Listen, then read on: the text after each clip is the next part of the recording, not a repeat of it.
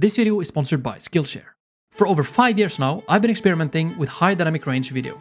I've uploaded over 100 unlisted videos to test every variation I could possibly think of. I have waited days and weeks for YouTube to process my HDR content, and I've been continuously comparing my HDR videos on every phone, tablet, TV, and PC monitor, whether it's IPS or OLED, basically any display I can get my hands on. So HDR has been consuming my life for these past 5 years, and today I want to share with you what I've learned and how you can make great HDR content. So what is HDR and why should you care? If I'm being completely honest, the more I've learned about HDR, the more I've realized that it's actually not that big of a deal. If real life was a video game, HDR would be a minor patch note. If you have two really high bitrate 4K video files, where one is HDR and the other is what we now call SDR, you most likely wouldn't be able to tell which one is HDR. In fact, you would actually really struggle, especially if the footage has a little bit of noise in it and both videos play with the same brightness. So I love HDR, but I think it's important to acknowledge that this technology is more of an incremental upgrade if you strictly consider the perceived quality of a video.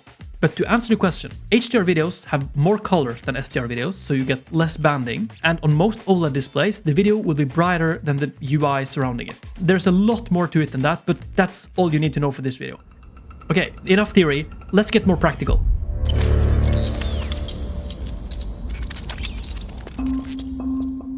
Here I am in Windows 11 on my PC. Now I'm going to take you through every step of the workflow I've ended up with, every button click and setting I've ended up using for making HDR videos. First, you're going to need the studio version of DaVinci Resolve. Unfortunately, this is the paid version of DaVinci Resolve, and as of February 2024, there doesn't seem to be any easy way to export HDR videos using only free and open source software. So in DaVinci Resolve Studio, the default timeline has standard dynamic range with the color space set to Rec 709. But Rec 709 isn't optimal for HDR, so to change this, go to File, Project Settings, Color Management. And under Color Science, we want to change it from DaVinci YRGB to DaVinci YRGB Color Managed, because that gives us access to this magic button that is automatic color management. So we don't have to worry about any of these formats, we can simply set our color processing mode to HDR.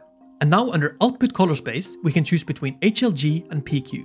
So that's Hybrid Log Gamma and Perceptual Quantizer. Now, I've tried all the HDR formats, and I have a clear favorite.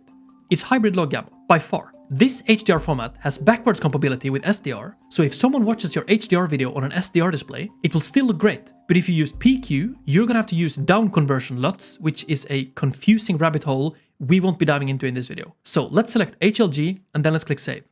I want to give a big thanks to Skillshare for sponsoring this video. Skillshare is an online learning community with thousands of online classes and members who come together to find inspiration and take the next step in their creative journey. And one of the most exciting features on Skillshare is their learning paths. These are curated class collections designed to take you from a beginner to advanced level in a specific skill or area of expertise. Imagine having a roadmap for your learning, guiding you through each step of the process. This is what learning paths offer. You get a clear direction which helps keep track of your progress, whether you're into photography, graphic design, music production, cooking, business, marketing. Skillshare has learning paths that cater to every interest. I've been checking out this learning path from Brent Evanston. It is 7 classes where you'll get a solid foundation for drawing practices, which I think is a great skill set to have as a 3D artist. And also as a 3D artist, I can recommend Southern Shotty. He's got a great introduction to Blender class on Skillshare, and his visual style is so warm and charming. I kind of want to live in this world that he's creating in his classes. So the first 500 people to use my link will get a 1-month free trial of Skillshare, so check out the link in the description to learn more. Now let's get back to the video. Okay, so not only is HLG HDR the easiest format to use because of the backwards compatibility with SDR, it's also super easy to use because more and more cameras with 10-bit sensors can film directly in HLG. Hello! I have a new camera. So here on my desktop I have an HLG video file shot with the Lumix S5 Mark IIX. So let's just drag this into our media pool, and now we can drag this onto our timeline. Okay, we have our clip in HDR on our timeline, but one thing I want you to be very careful about is that the colors that you're currently seeing in this viewport, they are wrong. But when you export the final video, they will be correct. So yeah, without getting too advanced, it's no problem to import an HLG video file and it's gonna look good, okay? You can trust this guy. So here are the settings that you need to export a video that will play in HDR on Instagram, YouTube, TikTok, I don't know. Most platforms will support this HDR format. So the very easy solution is you can go quick export and then you change it to H.265 master, and this actually has everything you need.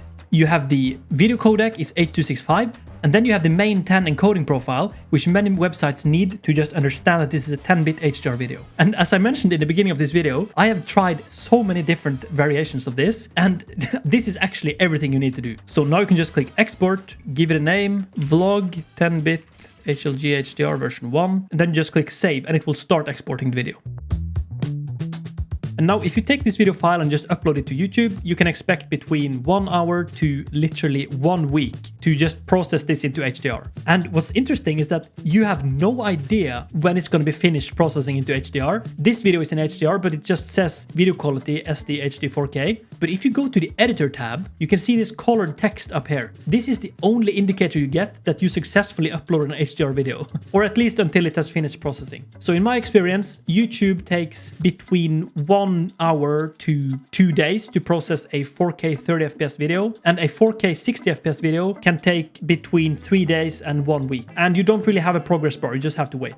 But if you're making an Instagram reel, that will process into HDR immediately. However, the SDR down conversions on Instagram Reels are a little bit darker, so make sure your HDR Instagram Reels are extra bright. And fun fact, YouTube Shorts doesn't support HDR yet. I tried to upload this in HDR, but it just doesn't seem to be playing in HDR. Oh, and one more fun fact, I do have a secret channel with 0 subscribers that I just use for testing HDR content, and that channel takes a lot longer to process HDR videos. So in my testing, it seems that the more subscribers you have, the faster the video will process into HDR.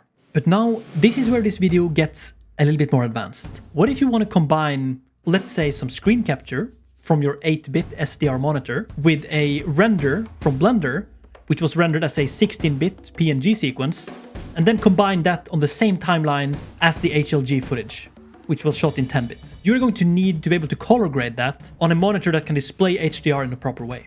But since we can't trust the colors that we see here in DaVinci Resolve, at least not on Windows, we're going to have to use a playback card to connect to an external HDR monitor. So this is the Decklink Mini Monitor 4K. It is a playback card made by Blackmagic Design, the company that makes DaVinci Resolve. So you connect this card to the motherboard of your desktop PC, and it allows you to accurately monitor the HDR video. I think you can also use this, the Ultra Studio Mini 4K, but I'm not sure. Don't quote me on that. Don't buy this without researching it. I have this, the Decklink Mini Monitor 4K. And then you need to take an HDMI cable out of this Decklink card, and then you need to plug that into this, an HDR monitor. So I'm using the Atomos Shinobi 7-inch 2200 nits HDR monitor. This monitor is just ridiculously bright. So yeah, that is the sad part of HDR right now. You need relatively expensive hardware to do real-time HDR color grading in DaVinci Resolve. But one thing that is possible to do, and I actually do this a lot, is that you can transfer the HDR video to your phone. And then you can just use iPhone's default way of editing videos and images. And I actually end up doing this on almost all my Instagram Reels because most of them are just one shot, and the video is, after all, going to be played in the app on a phone. So, I mean, it makes total sense to do the color grading on the phone itself. So yeah, if you want to just try out HDR and see if it's for you, I highly recommend just grading it on your phone. That's honestly such an easy and fast way to get started with HDR.